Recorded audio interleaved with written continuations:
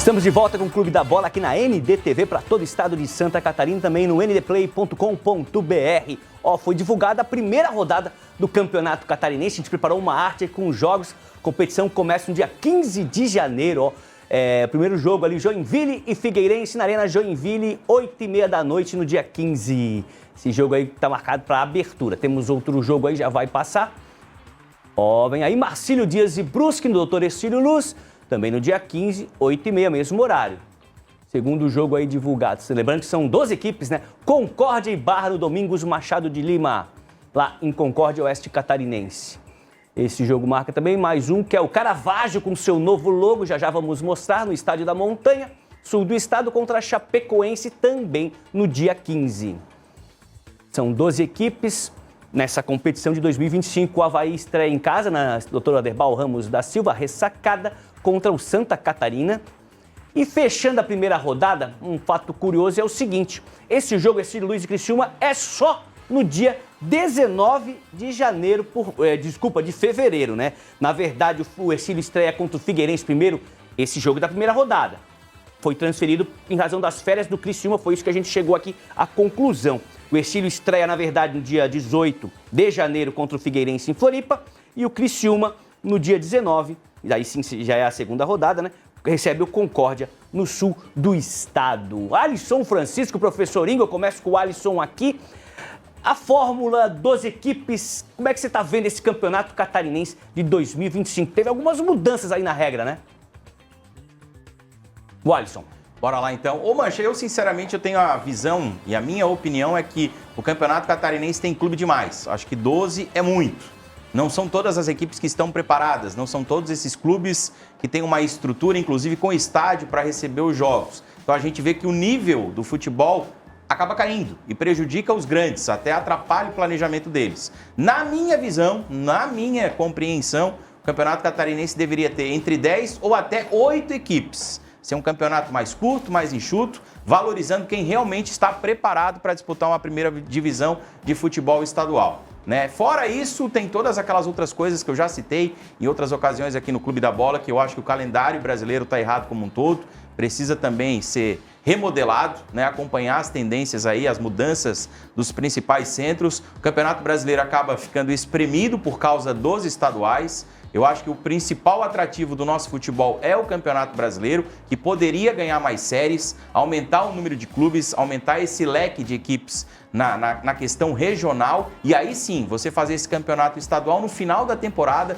sem atrapalhar o planejamento da principal competição. A gente viu o Criciúma conquistou o Campeonato Catarinense e acabou penando na Série A do Campeonato Brasileiro. Acho que então tem que inverter o funil, colocar a principal competição, que para mim é o brasileiro, no início do ano, tendo esse tempo de preparação, sem atrapalhar as datas FIFA, e lá no final, no estadual, as equipes que ainda precisam buscar alguma coisa, que não conquistaram nada no brasileiro, podem focar nisso. Da forma que está, eu acho que acaba prejudicando a temporada como um todo. E quem sofre são as nossas equipes que não têm esse poder aquisitivo para, como falou o professor, ter um grande elenco, né? Ter jogadores preparados para essas competições que se estendem até o final do ano. Eu tenho a minha colinha aqui, ó. Como é que vai funcionar o Catarinense? Disputado em 4 fases principais.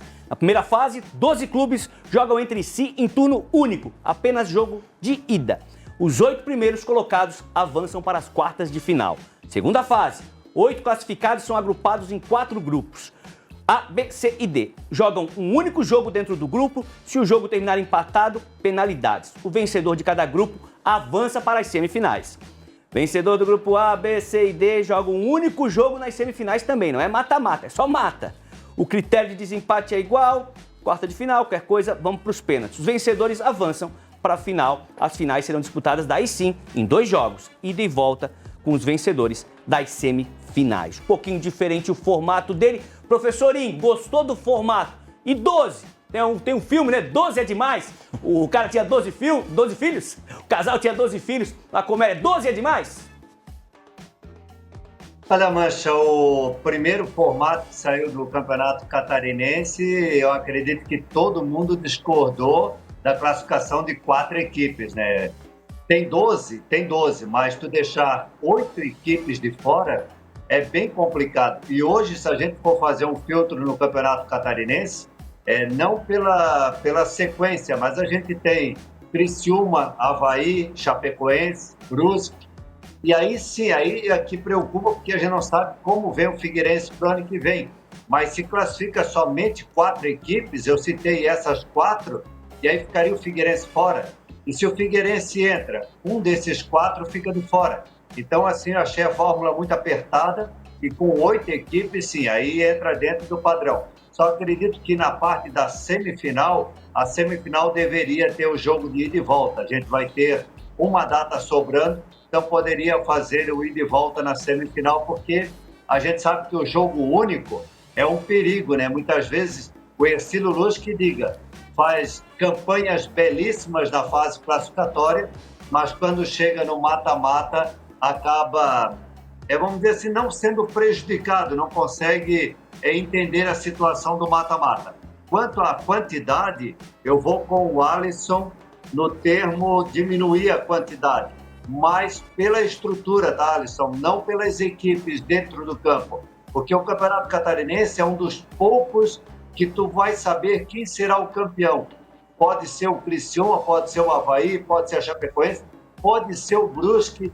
Quem diria uma final Brusque e Camboriú?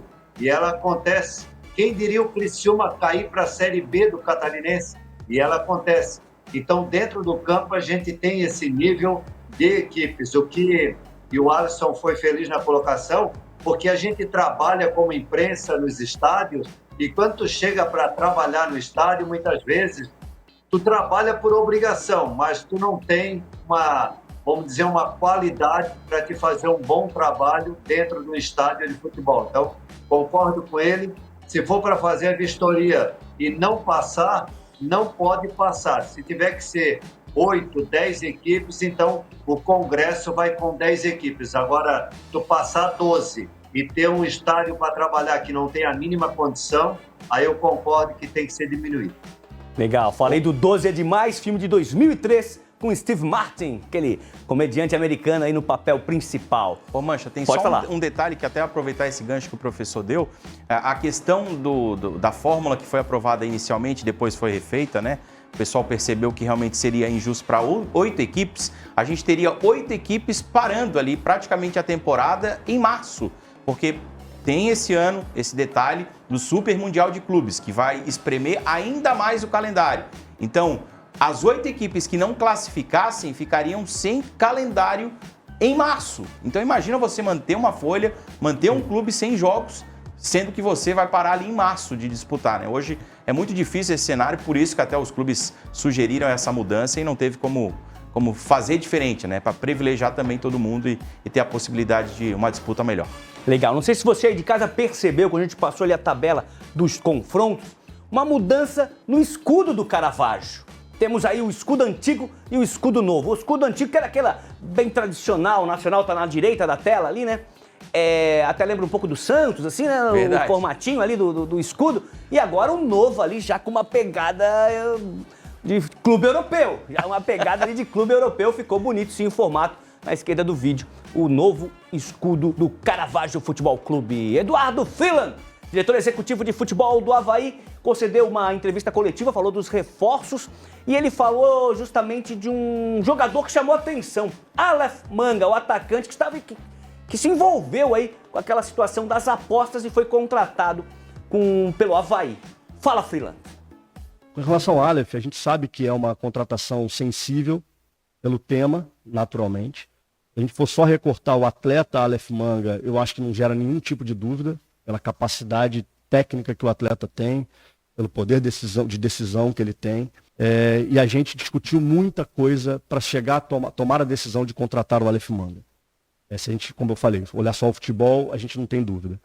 Eu fiz questão de ir a Curitiba, conversar pessoalmente com ele, com o staff, com a família dele, para entender um pouco o cenário. Obviamente a gente se debruçou sobre as questões jurídicas, e foi um atleta punido, já pagou a sua punição. Então, em tese, não caberia a nós julgar novamente ou cancelar um atleta, né? Não acredito nisso. Acho que todo mundo tem chance de um recomeço, de uma nova oportunidade. E conversar olho no olho com o atleta foi muito decisivo para a gente entender que fazia sentido para ele estar aqui e para o Avaí ter ele aqui. E, obviamente, um jogador que passou pelo que ele passou, A gente pode simplesmente virar as costas e falar, ó, você segue a sua vida, você não vai jogar mais em lugar nenhum. Ou a gente pode entender o porquê que aconteceu, o como aconteceu e como é que o atleta entendeu o que aconteceu. E ele está muito arrependido, acho que isso já foi mais do que divulgado, vídeos e entrevistas dele. Eu fiquei muito feliz com o que eu ouvi,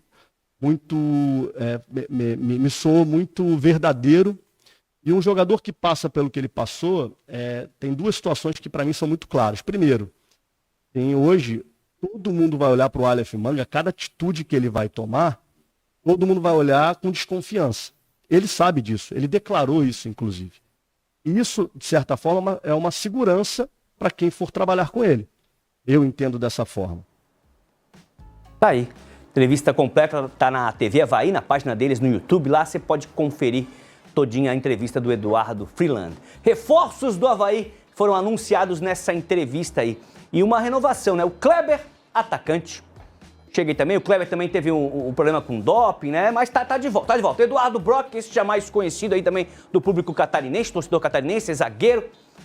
Pedro Costa, lateral direito. O Aleph Manga vai aparecer aí na telinha. O João Vitor também, volante também chegou essa semana, foi anunciado. O Aleph Manga tá aí. E uma renovação, né, que chamou a atenção, porque ele foi bem. É o lateral Marcos Vinícius aí. O homem ali na foto ele não puxou o calção pra cima. Quando ele dá aquela puxadinha. Gostou aí do que apareceu, Alisson? Mancha, eu acho que dentro do que a gente viu nesta temporada, o departamento de futebol do Avaí está mais coerente, né? Até na questão das contratações, está fazendo apostas certeiras e também tendo aquela precaução de não ficar amarrado com contratos longos. O Aleph Manga, que ali destacava o diretor de futebol, Eduardo Freeland, por exemplo, tem uma cláusula ali de produtividade.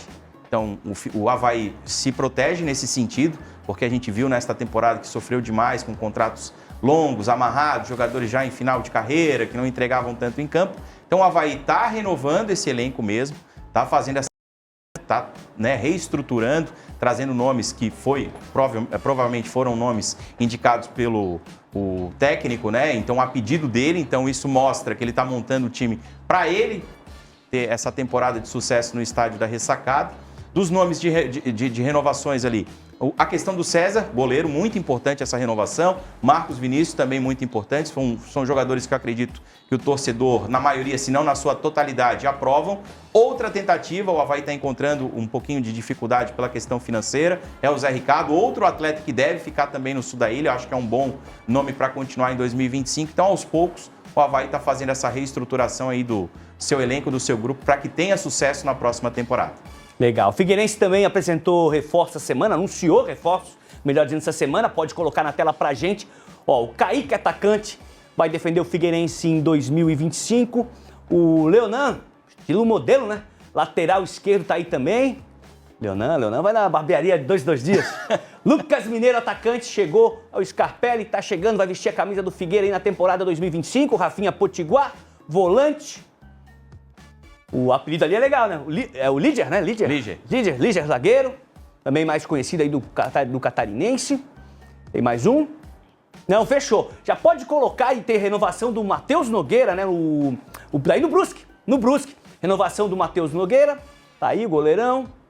Temos mais o Alex Juan. O Alex é lateral, né? Isso. Alex Juan lateral. E esse aí eu gosto. Esse é fera.